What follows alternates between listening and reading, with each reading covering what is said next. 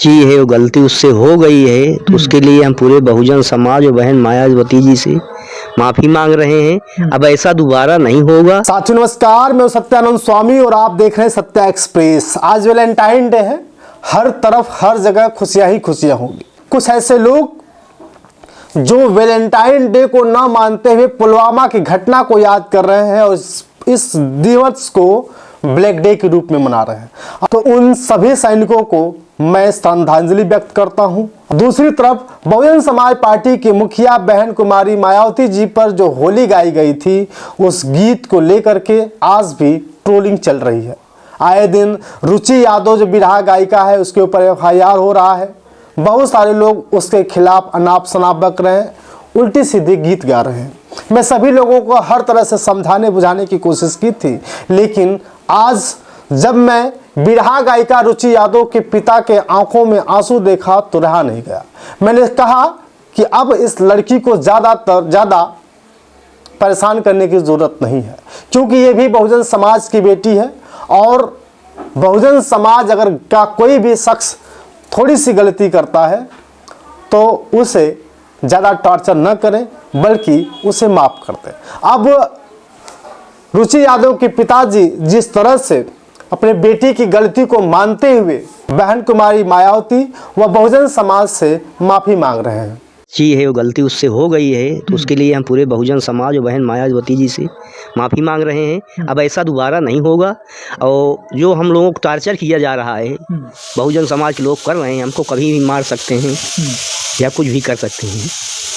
साथियों, आपको अब समझना होगा कि अगर बहुजन समाज का कोई भी कलाकार, बहुजन समाज की कोई भी बिटिया, कोई भी व्यक्ति अगर गलती करता है तो ज़्यादा उसे परेशान न करें, बल्कि उसको समझाने बुझाने की कोशिश करें। अगर ऐसा लगता है कि उसके गाए हुए गीतों से देश की छवि खराब हो रही है तो कोशिश करें कि उन्हें समझाएं बुझाएं और उस वीडियो को डिलीट कराएं जिस वीडियो से देश को आघात पहुंच रहा है। खैर, बहुजन समाज पार्टी की मुखिया बहन कुमारी मायावती जी भी बहुत ही सूझबूझ की महिला है। वो कभी ऐसा नहीं चाहती कि कोई परेशान हो सके।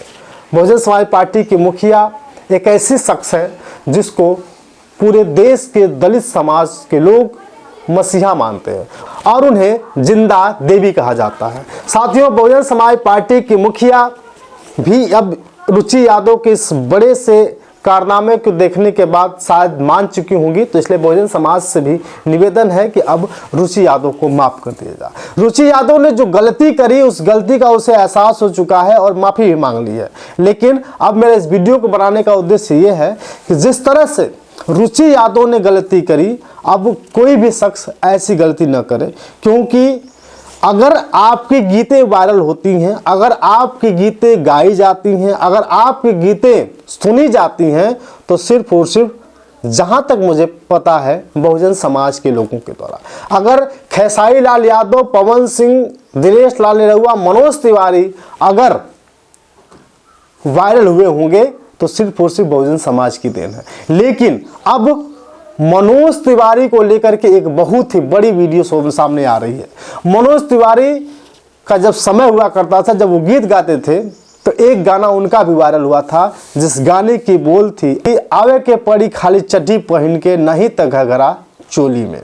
माया जयललिता ममता बैठी हैं, दर्शक दीर्घा में दिल था, आवे के बाटे खाली चड्ढी पहन के, नहीं त घघरा चोली में। अब मनोज तिवारी को भी लोग ट्रोल करने लगे कि अगर मनोज तिवारी ने उस समय इतना बड़ा गाना गा करके ट्रेंड पाया था, तो आज रुचि यादव के गाने से लोगों को दिक्कत क्यों है? सवाल तो सही है, लेकिन अब बहुजन समाज मनोज तिवारी के खिलाफ क्या FIR दर्ज करेगा? क्या बहुजन समाज अब इतने बड़े गाने को लेकर के क्या मनोज तिवारी के खिलाफ जाएगा? क्योंकि वो तो भाजपा के नेता हैं। अभी सोचना बाकी होगा, लेकिन सबसे बड़ी वजह कि अगर मनोज तिवारी ने गलती की तो उन्होंने माफ़ी नहीं मांगी, और रुचि यादव ने गलती की तो रुचि यादव ने माफ़ी मांग ली। इतना ही नहीं, उससे पहले प्रमोद प्रेमीलाल यादव ने भी गलती करी थी और उसने भी माफ़ी मांग ली थी। लेकिन अब रुचि यादव का परिवार पूरे तरह से सहमा है, डरा है और कह रहा है कि मुझे धमकियां दी जा रही है। इतना तक कि नहीं, पिताजी कह रहे हैं कि मेरे कई ऐसे सट्टा है कई ऐसे जो है कि प्रोग्राम है जिस प्रोग्राम में मैं नहीं जा पा रहा हूँ, ना ही रुचि यादव का कोई प्रोग्राम कर पा रहा हूँ, क्योंकि अब डर लग रहा है कि इसी बहुजन समाज में से कोई व्यक्ति उन्हें उनके साथ गलत न कर दे। क्योंकि साथियों, ये इतनी बड़ी घटना बन गई कि जब भी बहुजन समाज के लोगों ने बहुजन समाज पार्टी की मुखिया पर इतनी बड़ी गीत सुनने के बाद परेशान हुआ है, तो बार बार रुचि यादव कर रही है कि ये गीत सिर्फ और सिर्फ हंसी मजाक और कॉमेडी के लिए बनाया गया था, क्योंकि बुरा न मानो होली है, बुरा न मानो होली है। मायावती भी है बैठी कोठरिया, होली कैसे खेले बना ही संवरिया, गठबंधन ना ही जवानी में कैली केसी अब डलवा में। इसका मतलब क्या होता है? जो लोग इस पर तर्क वितर्क कह रहे हैं, आप हमें बताइए इसका मतलब क्या हुआ। मायावती भी है बैठी कोठरिया, होली कैसे खेले बना ही संवरिया। संवरिया का मतलब कि उनका जीवन साथी, उनके पास जीवन साथी थोड़ी है, उनकी शादी थोड़ी हुई है। और फिर लास्ट लाइन ये थी कि गठबंधन ना ही जवानी में कैली केसी अब डलवा में। अब का मतलब रंग, कभी जी वहाँ पर मतलब रंग से लिए हैं, मैंने वार्ता भी समझाई है। अब ये लोग वही क्लिप लेकर उठाए वायरल किए पड़े हैं भैया। तो बुरा न मानो होली के चक्कर में रुचि यादव तो दंश झेल रही हैं और अब बार बार गुहार कर रही है कि अब उन्हें ज़्यादा परेशान न किया जाए, क्योंकि वो भी एक छोटी मासूम सी बच्ची है। ये अलग विषय है कि सोशल मीडिया ने उन्हें ट्रेंड कर दिया, ये अलग विषय है कि सोशल मीडिया पे वायरल हो गई, नहीं तो दिक्कत वही होता जो लोग सोचते। साथियों, रुचि यादव जैसी बहुत सारी ऐसी गायिकाएं सोशल मीडिया पे वायरल होती हैं। अब उनसे भी निवेदन करता हूं कि आप लोग रुचि यादव जैसा कोई भी गलती न दोहराइएगा, वरना आपको दिक्कतों का सामना करना पड़ सकता है। क्योंकि जिस तरह से रुचि यादव के गाने को ट्रोल किया गया, अब वैसे ही गाने बहुत तेजी से पहले भी वायरल हुए थे।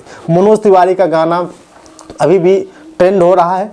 तो इसलिए आपसे निवेदन करना चाहेंगे कि अब इन सब बातों में न उलझे। बाकी राजनीति का विषय है तो राजनीति वालों को राजनीति करने दें। और मेरे प्यारे साथियों, बहुजन समाज पार्टी के मुखिया मुझे लगता है कि पहले ही उन्हें माफ़ कर दी होंगी। अब बहुत सारे लोग कह रहे हैं कि एक कमेंट मैंने पढ़ा, जिस कमेंट में लिखा गया कि सत्या एक्सप्रेस जी अगर आपकी बहन होती तो आप क्या करते।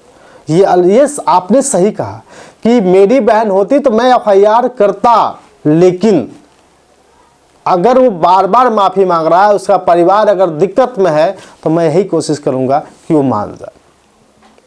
अब उसे माफ़ी कर देना बहुत बड़ी बात हो सकती है, क्योंकि अगर बहुजन समाज रुचि यादव को माफ़ कर देता है तो शायद उसका परिवार बिखरने से बच जाए। क्योंकि जिस बिटिया को लेकर आगे बढ़ने की कोशिश की थी रुचि यादव के पिताजी ने, अब वही रुचि यादव के पिताजी हाथ जोड़कर माफ़ी मांग रहे हैं।